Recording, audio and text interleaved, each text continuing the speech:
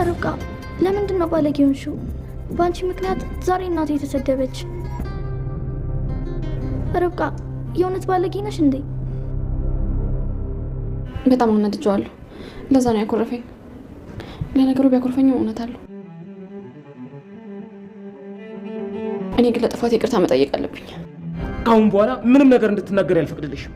ከዚህ በኋላ ትምህርት ቤት መሄድ አልፈልግም። ግን እውነት አንቺ ጥሩ ሰው አልነበርሽ እንዴ? ጥሩ ሰው ባለጌ ይሆናል? ከዚህ በኋላ ረግጠሽኝ እንዳትሄጂ።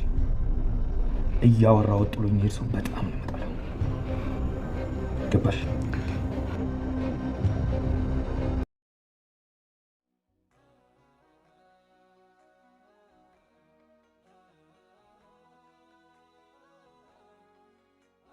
ሳቤላ ዶክተር ርብቃን ሊጠየቁ የማይችሉ ሊመለሱ የማይችሉ ከባባድ ጥያቄዎችን ጠይቃታለች። እውነት አንቺ ባለጌ ነሽ ወይ? በአንቺ የተነሳ የኔ እናት ተሰደበችብኝ። እናቴ ተሰደበች እኮ። አንቺ ባለጌ ነሽ እንዴ? አንቺ ዶክተር አይደለሽ እንዴ?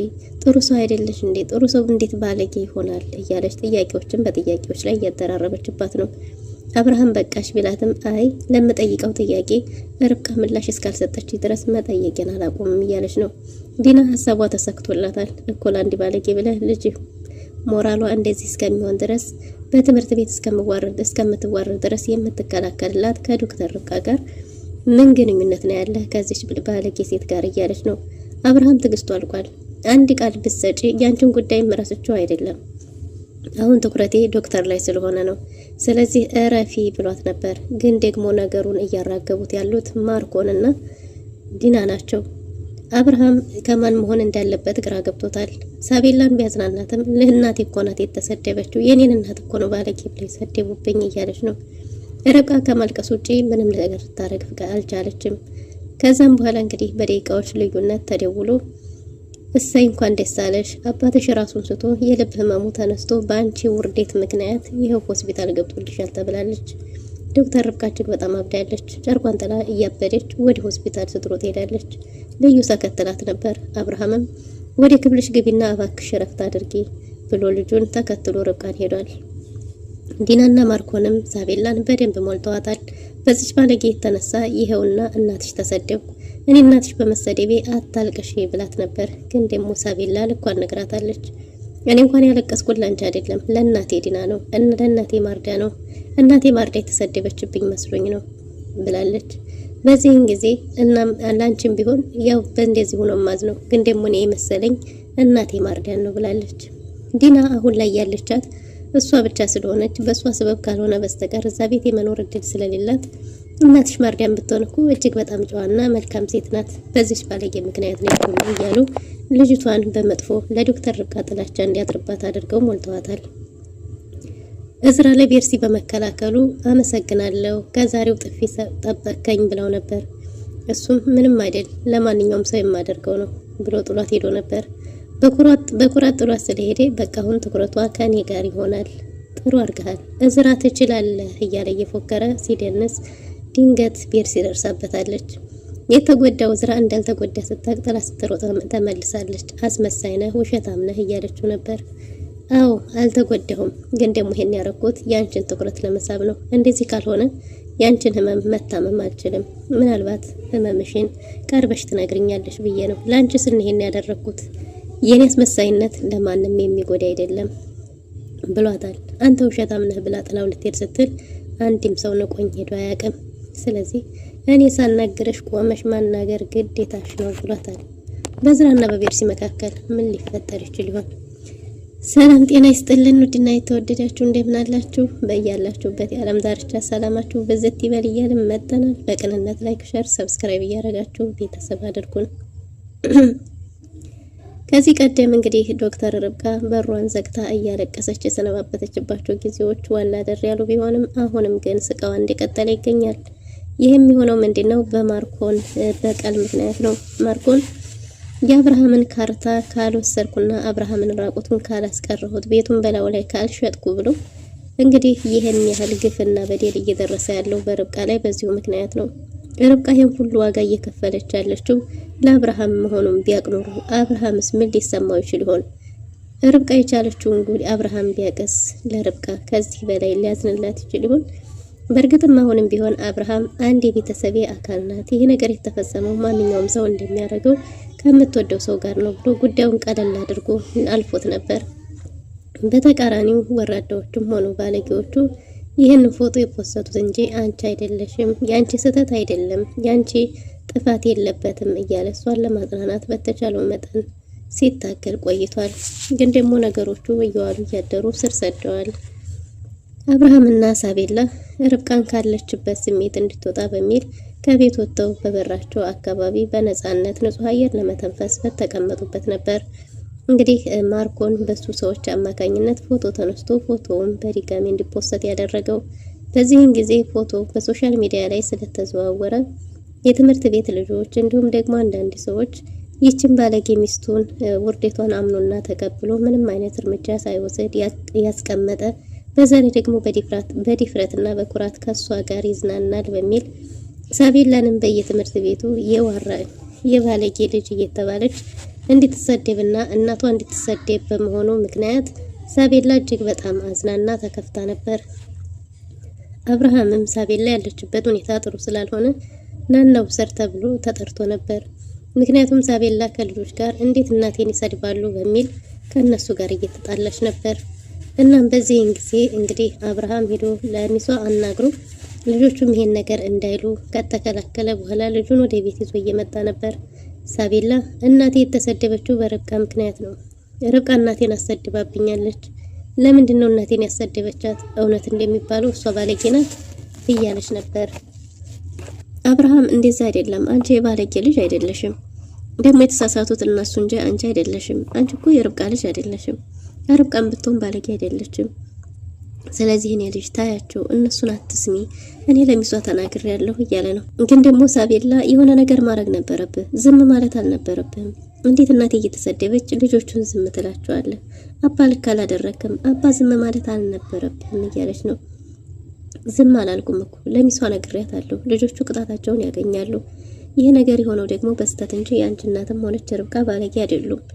ስለዚህ እኔ ልጅ እያለ እያናገረ ሳለ ሳቤላ ተቆጥታ ወደፊት ሄዳለች። ወደፊት እየቀደመች ስትሄድ ይህንኑ እየተከታተለ የነበረው ማርኮን መንገድ ላይ ጠብቆ የኔ ድንቢጥ እያለ እንደዚህ አጎት እያናገራት ነው። አጎቴ እናቴን ሰደቡብኝ፣ እናቴን ባለጌ ያሉብኝ፣ እናቴ ተሰደበችብኝ እያለ ነበር። ይህ ሆነው እኮ በርብቃ ምክንያት ነው ብሎ ለርብቃ ጥላቻ እንዲኖራት ልቧ ላይ መርዙን ከረጀ በኋላ ርብቃን ብትሆን እኮ ጥሩ ሰው ናት ይላል። አብርሃም እባክህ ልጅቱን የባሳት አባብሳት እያለው ነበር። ግን ደግሞ ማርኮን እንዴ ሳቦ የተሰደበችው እኮ በርብቃ ፖስት ምክንያት ነው። የሷ ፎቶ ባይፖስት ኖሮ ርብቃንም አይሰድቧትም ነበር። ስለዚህ ይሄ በጥፋቱ የነሱ ነው። እኔ አጎትሽ እኮ ባገኛቸው ልካቸውን ነበር ማስገባቸው፣ ይሄን የፖስተውን ባገኝ እያለ ነገሩን ማራገብ ይዟል። እሳቱ በደንብ እንዲፋፋም እያጋጋለ ነው። አብርሃምም እንዲያቆም እየነገረው ነው። ግን ደግሞ እሱ ሊሰማ ፈቃደኛ አይደለም። ዲና ሜርሲን እያናገረቻት ነው። እናቷ ጋር ስልክ እያወራች ነበር። ሜርሲ ከእናቷ ጋር ስታወራ እናቴ ክትትልሽን ጀምረሻል፣ ሐኪም ቤት ሄደሻል፣ ዶክተሩ ምን አለሽ? ህመምሽ ምንድን ነው እያለች እየጠየቀቻት ሳለ አዎ ክትትሌን ጀምሬያለሁ፣ በሚገባ እየታከምኩ ነው፣ መድኃኒት ሰጥተውኛል እያለች ግን ደግሞ እናቷ እንዳልታከመች ያስታውቃል። በኃይለኛው እያሳለች ነበር። እናቴ እየዋሸሽኝ ነው፣ ሐኪም ቤት አልሄድሽም፣ ምንም የጀመርሽው ክትትል የለም፣ አሞሻል እኮ ድምጽሽ ደህና አይደለም እያለቻት ነበር። የኔ ልጅ ለምንድን ነው የማታምኚኝ? እመኚኝ፣ አንቺስ እንዴት ነሽ? ትምህርትሽን እየተከታተልሽ ነው ስትላት በውሸት እናት ለልጇ እየዋሸች ልጅ ለእናቷ እየተወሻሹ ያልተግባባ ሚስጥር ሆኖባቸው አዎ እኔ ትምህርቴን እየተማርኩ ነው፣ አንቺ ግን ሐኪም ቤት ሄደሻል ወይ? ምንም ድምጽሽ ደህና እየሆነ እየመሰለኝ አይደለም፣ እናቴ ማይልኝ ቢርሲ ሙች በይኝ፣ እንደዛ ካልሆነ ግን እኔ ራሴ መጥቼ አረጋግጣለሁ ብላት ነበር። ካልሆነ እናቴ እመጣለሁ ያለቻት ነው። ማለት ለምን አስፈለገ? የኔ ልጅ እኔ ራሴ እየነገርኩሽ አይደል? በጣም ደህና ነኝ እኔ ሕክምናዬንም ጀምሬያለሁ፣ ዶክተሮችም ምንም አላሉኝ፣ መድኃኒት ግን ሰጥተውኛል እያለች ልጇን እንድትረጋጋ ለማድረግ እየሞከረች ነው። ቤርሲ ግን ሕክምናውን እንዳልጀመረች እርግጠኛ ነበረች። ምክንያቱም ወንድሟም ሆነ የወንድሟ ሚስት የሚታመኑ አይደሉም። ባሉበት ቤት ውስጥ የሚሰሩትን ድራማ እየተመለከተች ነው። ዲና ድንገት መታ ከጆሮዋ ላይ ስልኩን ቀምታ እስከዘጋችው በኋላ በስራ ሰዓት ስልክ እንዳታናግሪ ያላልኩሽም ነበር እያለቻት ነው። እሷም እያወራሁ የነበረው ከእናቴ ጋር ነው ስትላትም ለምን ከእናትሽ ጋር ይሆን ከማንም ጋር ይሆን የዲያ ልጅ አንገትሽን ደፍተሽ ስራሽን ብትሰሪ ይሻላል። የመጣሽበትን ዓላማ እስካሁን ድረስ አንድ የሚፈጸምሽው ነገር የለም ስትላት እኮ ለምንድን ነው የመጣሁት ብላት ነበር። የመጣሽውማ የልዩ የቅርብ ጓደኛ ሆነሽ ከሷ ጋር የምታረገውን ተግባር የሚወራውን ሚስጥር እያመጣሽ ለኔ እንድትነግሪኝ። እኔ ጆሮ ጠቢ አይደለሁም፣ እንደዛ በጭራሽ አላደርግም ብላታለች። ወደሽ ነው የምታደርጊው የዲያ ልጅ እያለች እየሳደበች ነው። ስራዬን ጨርሻለሁ፣ ስራ ደግሞ የለኝም ብላት ነበር። ስራ ኖረሽም አልኖረሽም በስራ ሰዓት ምንም አይነት ስልክ መያዛችን ስራሽ ልዩ መከታተልና የሷ የቅርብ ወዳጅ ሆኖ እዚህ ቤት የሚፈጠረውን ነገር ሁሉ ለኔ መናገር ነው። እስካሁን ግን ምንም ያደረግሽው ነገር የለም ብላት ነበር። እሷም እኔ ጆሮ ጠቢ ስላልሆንኩ ይሄን ነገር በጭራሽ ላረግ አልችልም። በዛ ላይ ደግሞ እናቴ የሕክምና የጀመረችበትን የሚያሳይ መረጃ ፈልጋለሁ። እንደዛ እስካልሆነ ድረስ ምንም ነገር አላደርግም፣ ካልሆነም ደግሞ እሄዳለሁ እያለች ነው። የት ነው የምትሄጂው? እኔ እንድትሄጂ መፈቅድልሽ ይመስልሻል ብላት ነበር። እናቴ ጋር ለመሄድ ያንቺ ፈቃድ አያስፈልገኝም ብላታለች። ፊት ለፊትሽ ቆሜ ሳዋራሽ ጓደኛሽ መሰልኩሽ እንዴ? ስለዚህ እናትሽን የምትፈልጊ ከሆነ ላንቺን በሰላም መኖር የምትፈልጊ ከሆነ አድርጊ ያልኩሽን ብቻ ታድርጊያለሽ ስትላትም አይ በጭራሽ ስታስቢው እኔ በእናቴ የምቀልድ ይመስልሻል? ምንም ነገር ልታደርጊ፣ ምንም ነገር ልችልሽ፣ ምንም ነገር ልታገስሽ እችላለሁ።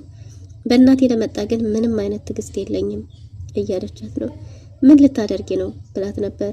እኔ ቤርሲን አላወቅሽኝም።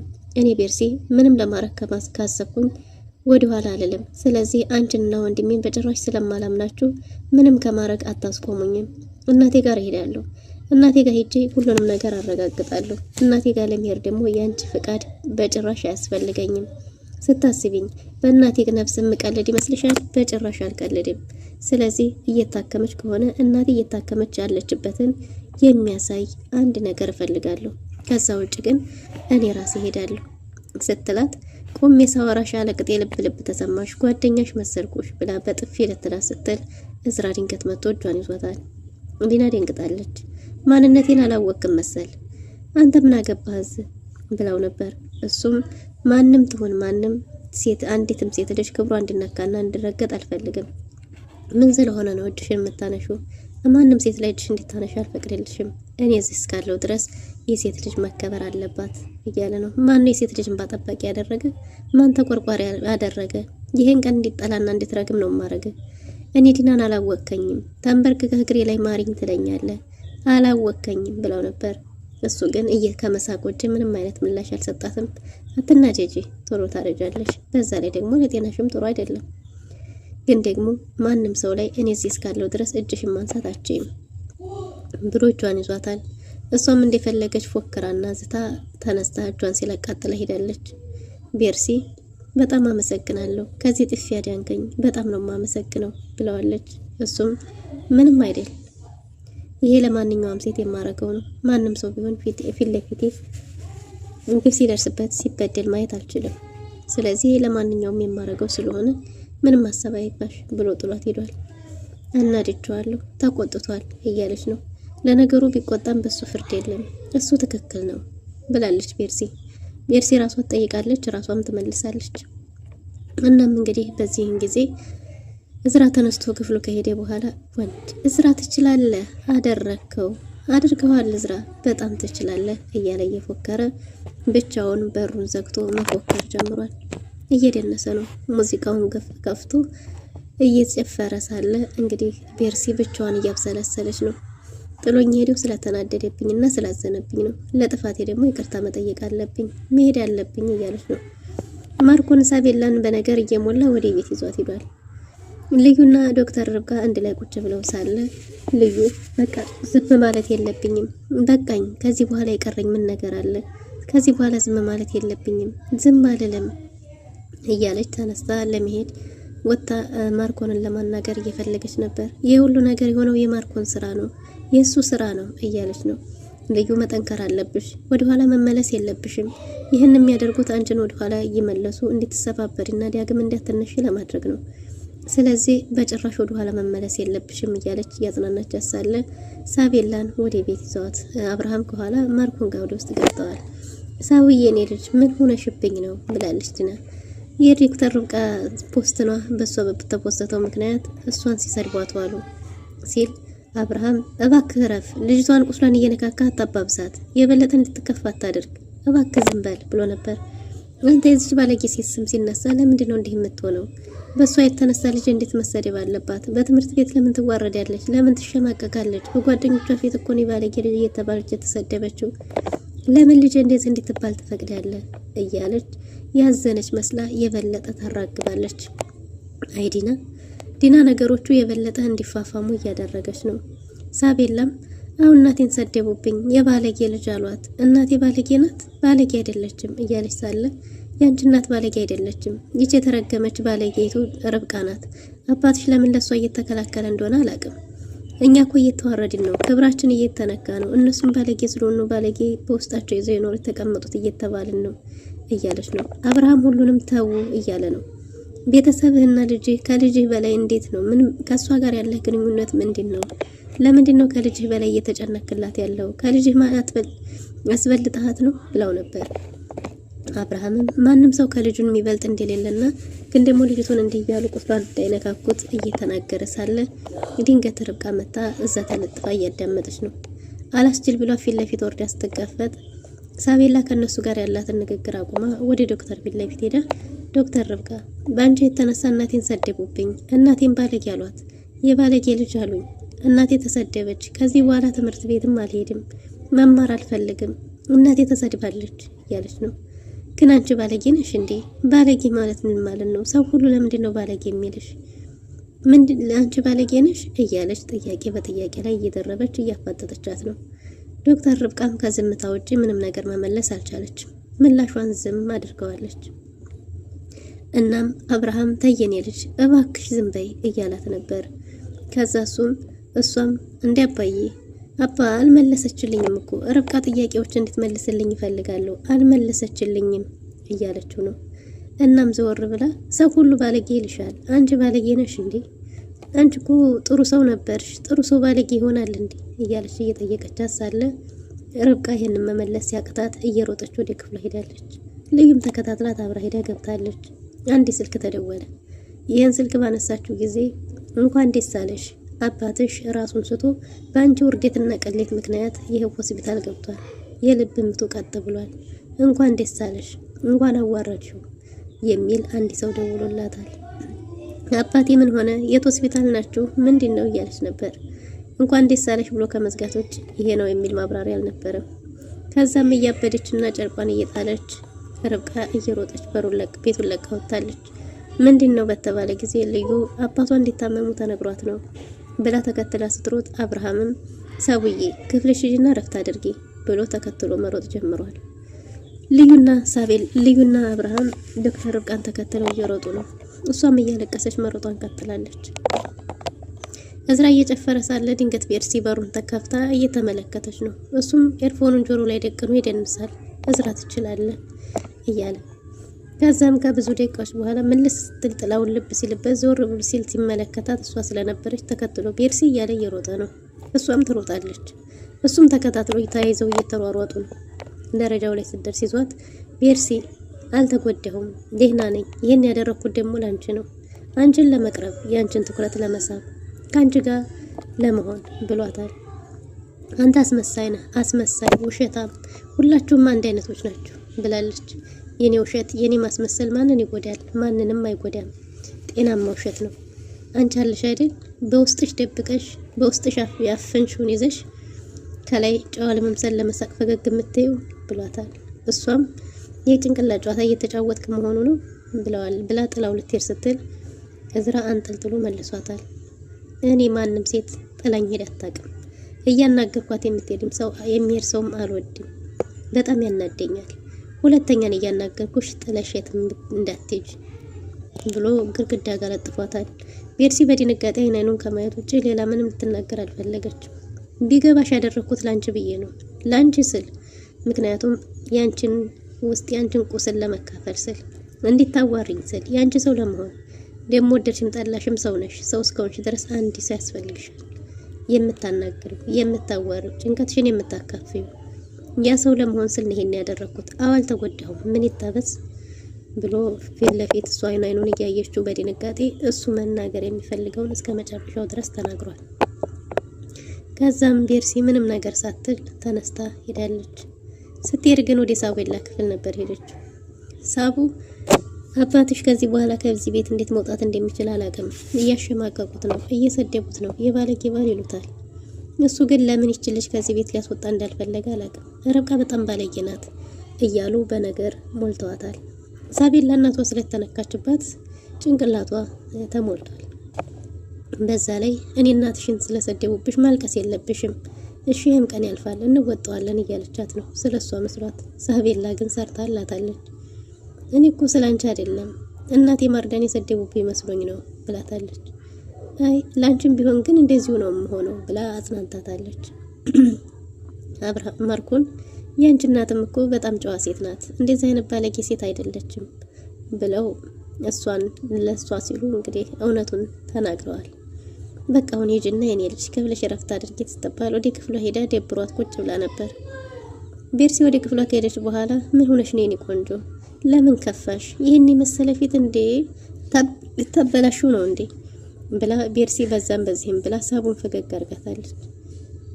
ይሄው አሳኩሽ ካለች በኋላ ለምን አንድ ጨዋታ እንጫወትም ብለው ጌም ጀምረዋል። ይህን ጌም የተጫወቱ ሳለ ሳቤላ ደስተኛ ሆናለች። እዝራ ወደ ሳቤላ ክፍል ድንገት ሲሄድ በር ላይ ቆሞ የሁለቱን ሳቅና ጨዋታ አንድ ላይ ሲመለከት ደስ ብሎት በር ላይ ቆሞ ቀርቷል።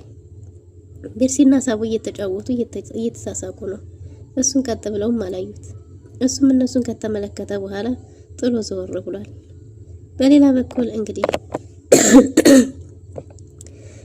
በኩል አብርሃምና ልዩ ተከትለው ዶክተር ርብቃን እየተሯሯጡ ነው።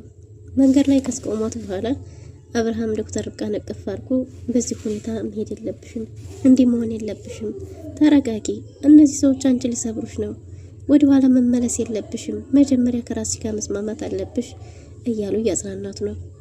ርብቃ በዚህ ሁኔታ ሰው መሆን ትችላለች ወይስ ደግሞ ማርኮን አሁንም አሻንጉሊቱ እንዲያረጋት ይቀጥላል? ምን ሊፈጠር ይችላል የሚለውን በቀጣይ ክፍል ይዘን የምንመጣ ይሆናል። ለዛሬ የነበረን ቆይታ የሚመስል ነበር። መልካም ጊዜ